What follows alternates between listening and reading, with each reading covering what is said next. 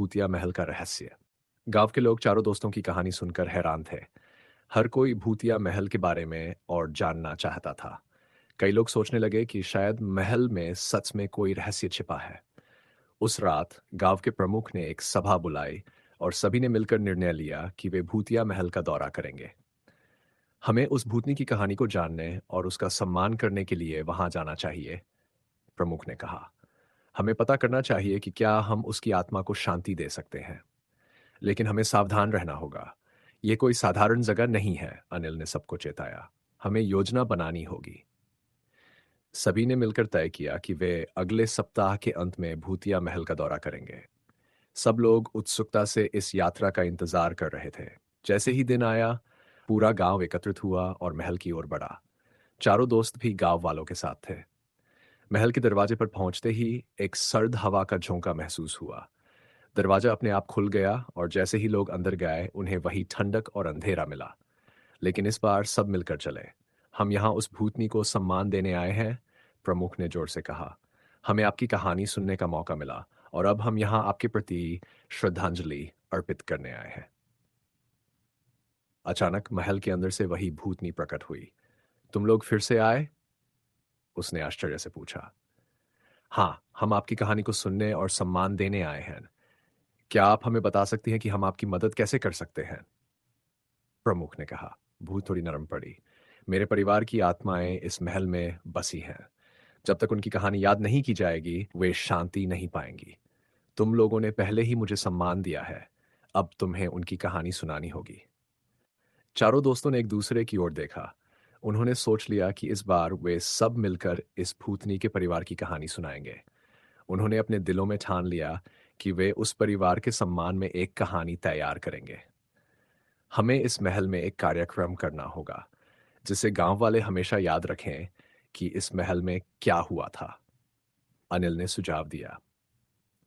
गांव के लोगों ने सहमति जताई। उन्होंने तय किया कि वे अगले महीने भूतिया महल में एक समारोह करेंगे जिसमें सब अपनी अपनी कहानियां साझा करेंगे। इस तरह हम उन आत्माओं को शांति दे सकते हैं और हम खुद भी इस भूतिया महल के रहस्य से मुक्त हो सकते हैं, रीमा ने कहा। समारोह की तैयारियों में सब जुट गए। गांव वाले एक दूसरे के साथ मिलकर भूतिया महल के बारे में कहानियां लिखने लगे। जब समय आया तो पूरा गांव महल में एकत्र हुआ। हम यहाँ अपने प्रियजनों की याद में एकत्र हुए हैं। हम उन्हें कभी नहीं भूलेंगे, प्रमुख ने कहा।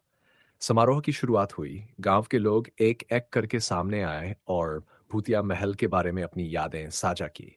उन्होंने भूतनी के परिवार के प्रति अपनी श्रद्धांजलि अर्पित की। भूतनी वहां उपस्थित रही और उसकी आंखों में आंसू थे। धन्यवाद, तुम सभी ने मेरे परिवार को याद रखने का वादा किया है। अब मैं और मेरे परिवार की आत्माएं शांति पा सकती हैं, उसने कहा।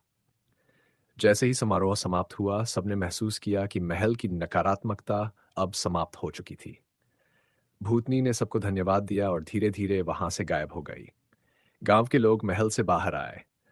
अब वे भूतिया महल को एक डरावनी जगह के रूप में नहीं, बल्कि एक ऐतिहासिक और भावनात्मक स्थल के रूप में देखने लगे। अब ये महल हमारे लिए यादों और सम्मान का प्रतीक है, नेहा ने कहा। हमें हमेशा इस कहानी को सुनाते रहना होगा ताकि कोई भी इस महल के महत्व को न भुला सके, राजू ने जोड़ा। सभी ने एक दूसरे को देखा और महसूस किया कि उन्होंने एक ऐसा काम किया है जो हमेशा के लिए उनके दिलों में बस जाएगा। हमारी कोशिशें सफल हुईं। अब हम इस महल को फिर से जीवित करेंगे, एक नई कहानी के साथ, अनिल ने कहा। वक्त के साथ भूतिया महल अब गांव के लिए एक पर्यटन स्थल बन गया, जहां लोग उसकी कहानी सुनने और उसकी महत्ता को समझने आते थे। चारों दोस्त हमेशा वहां जाते और नई नई कहानियां सुनाते। हमें याद रखना चाहिए कि हर कहानी में एक सीख होती है और यह कहानी हमें सिखाती है कि हमें अपने अपने अतीत सम्मान करना चाहिए, रीमा ने कहा। इस तरह भूतिया महल का रहस्य अब सबके दिलों में बसा हुआ था और गांव के लोग अब उस महल को केवल एक डरावनी जगह नहीं, बल्कि एक ऐतिहासिक धरोहर के रूप में मानते थे।